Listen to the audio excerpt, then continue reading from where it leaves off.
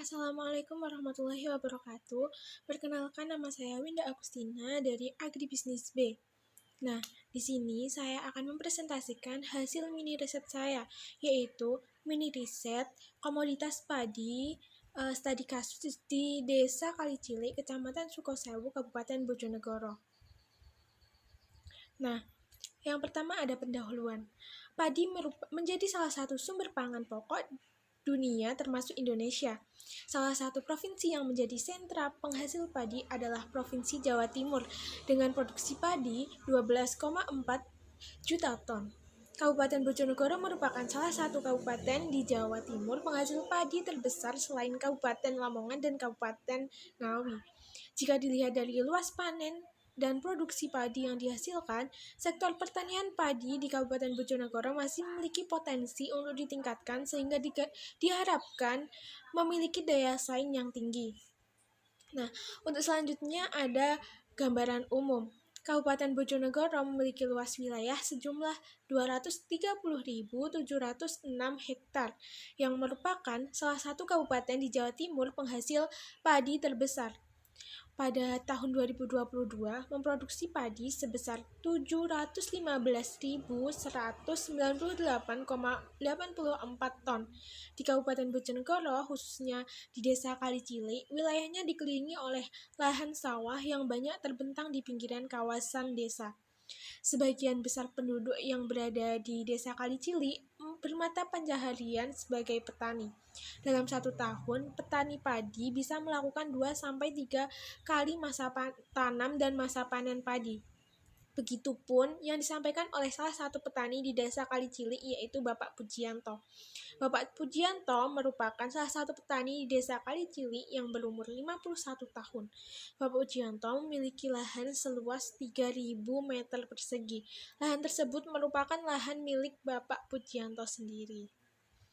Nah, untuk selanjutnya ini ada tabel komponen-komponen biaya produksi. Yang pertama ada biaya tetap.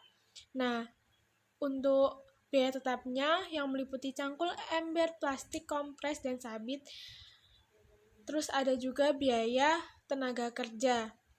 Sehingga total biaya tetap yaitu 46.000 ditambah 1.580.000 dengan hasil 1.626.000. Selanjutnya ada tabel biaya variabel. Nah, untuk biaya variabel berjumlah 870.000. Selanjutnya ada penerimaan. Dari hasil perhitungan didapatkan bahwa pada perencanaan usaha tani komoditas padi yang dikelola oleh Bapak Pujianto memperoleh penerimaan sebesar 10 juta dengan jumlah hasil produksi padi yaitu 2.000 kg. Selanjutnya ada keuntungan. Dari hasil di situ ada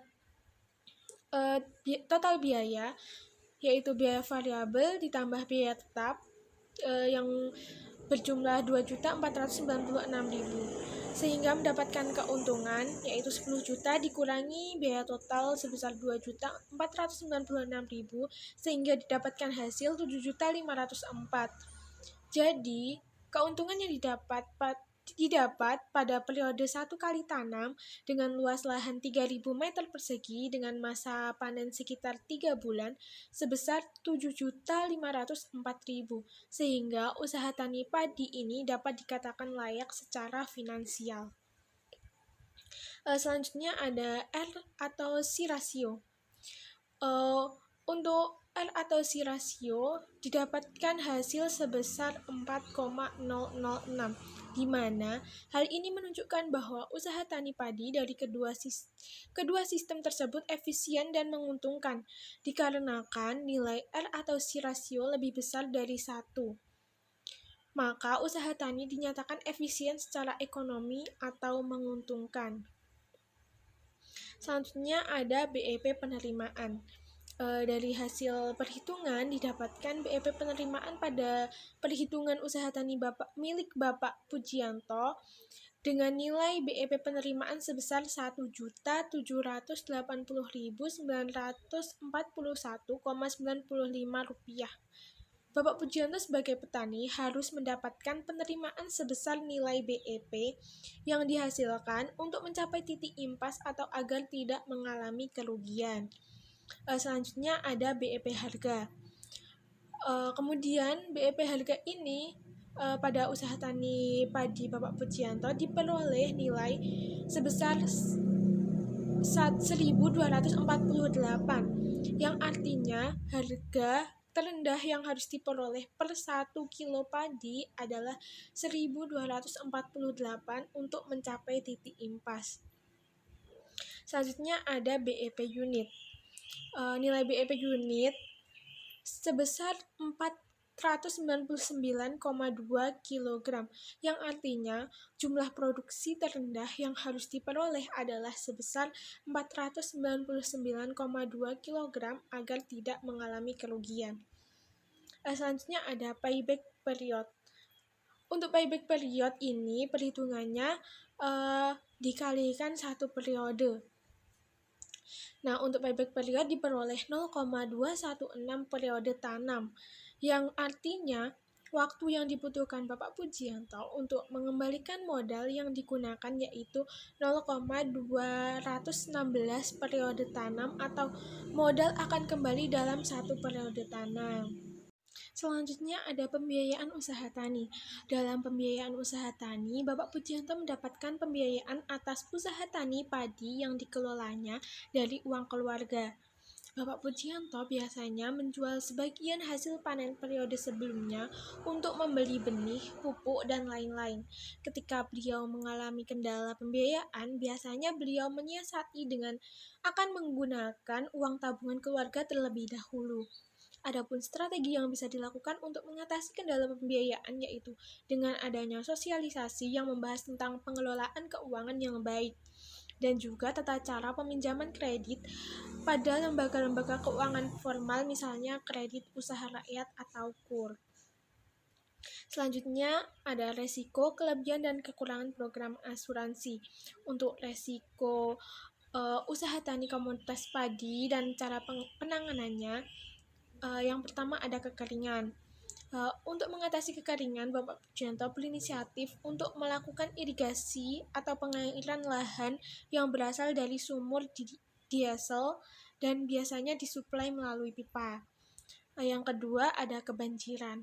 Untuk mengatasi kebanjiran, Bapak Pujianto biasanya membuat jalan air di setiap pematang sawah atau galengan agar airnya cepat surut. Yang ketiga ada OPT. OPT pada tanaman padi biasanya meliputi gulma, hama, dan penyakit. Dalam membasmi OPT, Bapak Pujianto menggunakan pestisida. Selanjutnya ada kekurangan dan kelebihan asuransi. Untuk kelebihan asuransi yaitu membantu petani melindungi usaha taninya dari kerugian finansial yang disebabkan oleh hal yang tidak diinginkan seperti kekeringan, kebanjiran, dan serangan OPT. Untuk kekurangan dari asuransi sendiri yaitu persyaratan yang diajukan pemerintah biasanya rumit. Selanjutnya ada bentuk kemitraan. Dari hasil wawancara dengan Bapak Pujianto, selama ini beliau belum melakukan kemitraan dengan pihak perusahaan atau organisasi.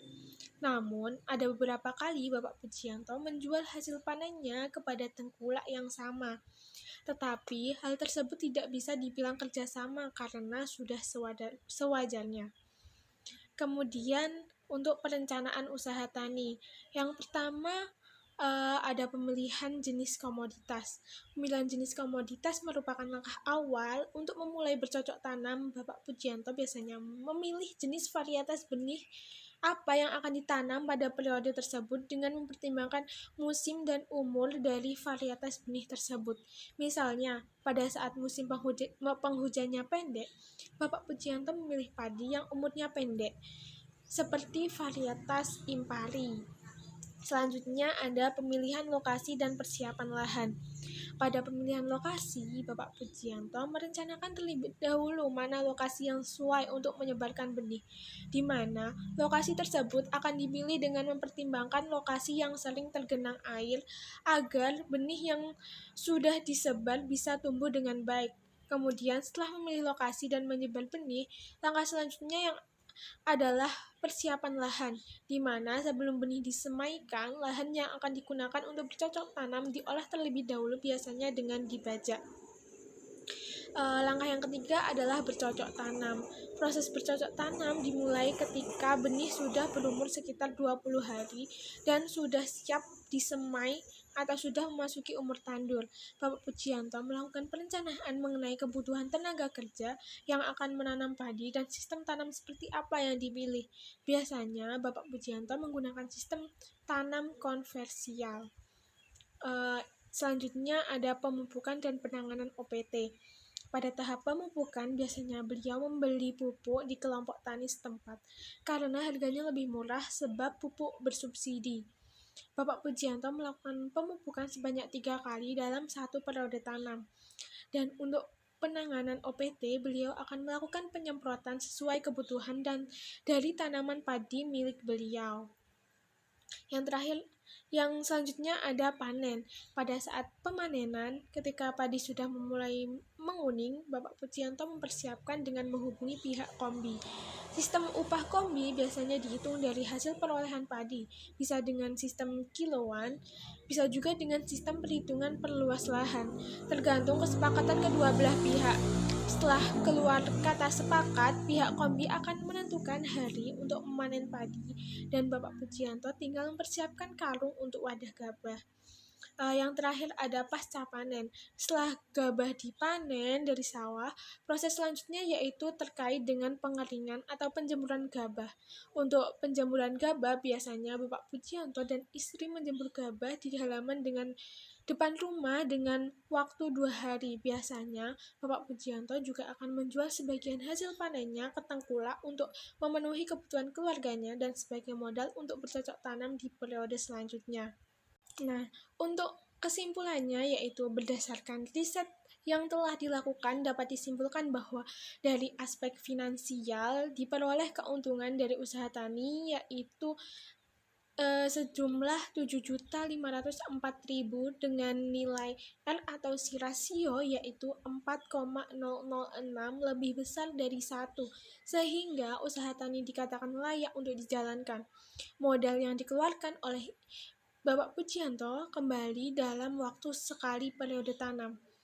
Dalam usaha tani ini, Bapak Pujianto mendapatkan modal dari uang pribadi dan pendapatan periode sebelumnya. Bapak Pujianto masih belum bermitra dengan pihak manapun dan juga daerah beliau tidak menjalankan program asuransi dari pemerintah. Sekian presentasi dari saya. Apabila ada kurang lebihnya, saya mohon maaf.